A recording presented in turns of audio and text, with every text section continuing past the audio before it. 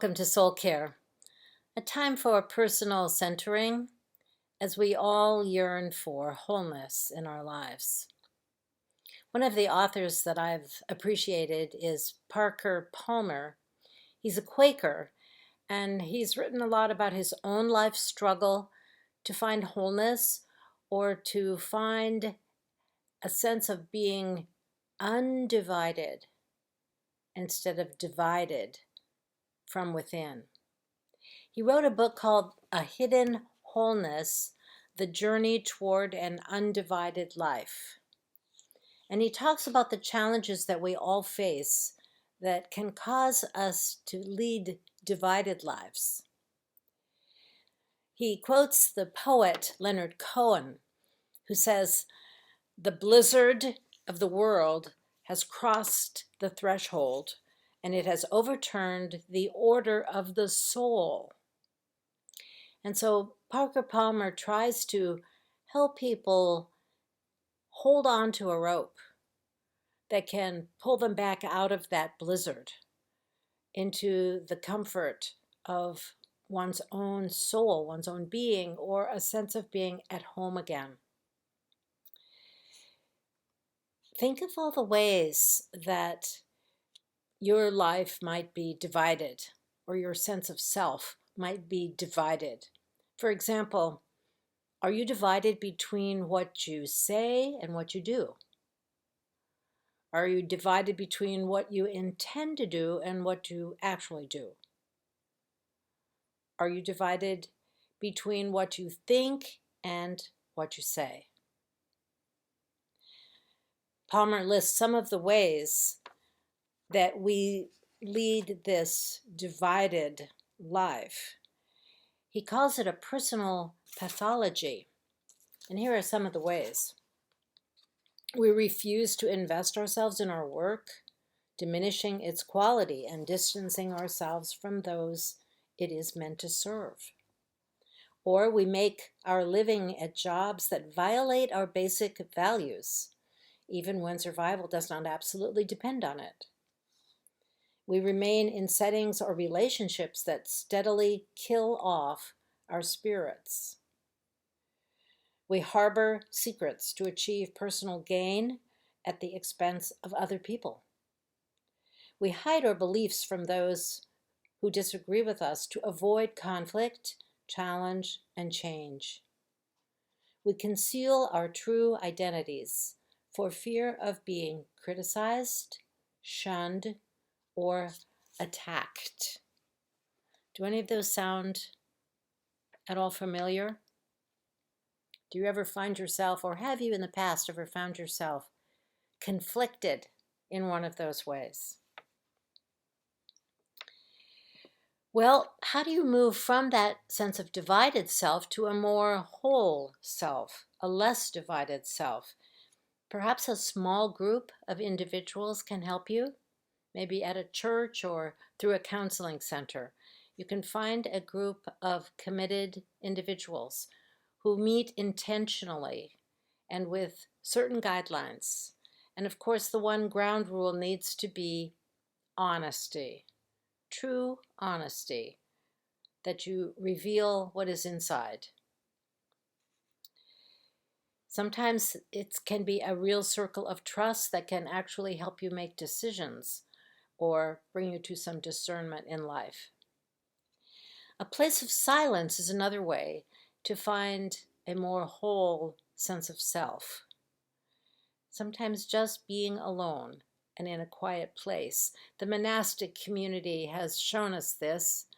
Traditionally, nuns and monks have gone off to be alone and lived a pattern of daily living with rules that regulate a spiritual discipline and allow for silence and honesty within oneself and with God.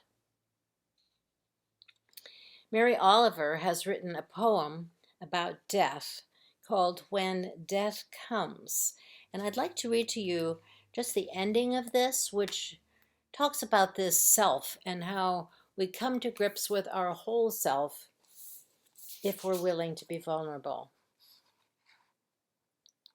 And before I look upon everything as a brotherhood and a sisterhood. And I look upon time as no more than an idea, and I consider eternity as another possibility. And I think of each life as a flower, as common as a field daisy, and as singular, and each name a comfortable music in the mouth, tending, as all music does, toward silence, and each body a lion of courage and something precious to the earth. When it's over, I want to say, all my life I was a bride married to amazement. I was the bridegroom taking the world into my arms. When it's over, I don't want to wonder if I have made of my life something particular and real.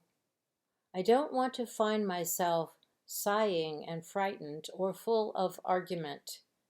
I don't want to end up simply having visited this world.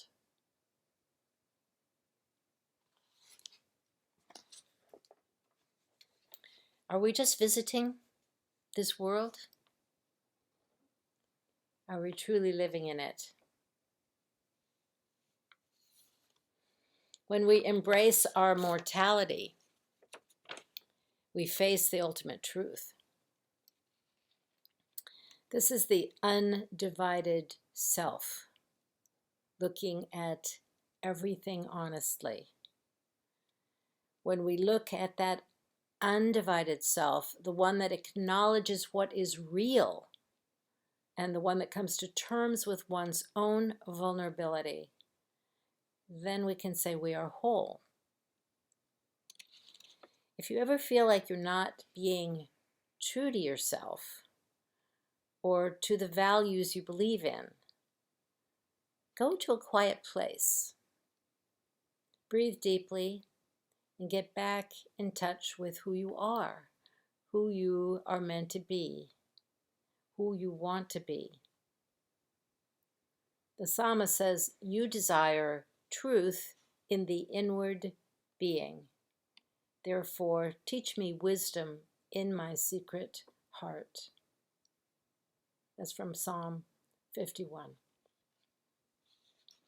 The story of Nicodemus in the Bible is a story about a person who's leading a divided life.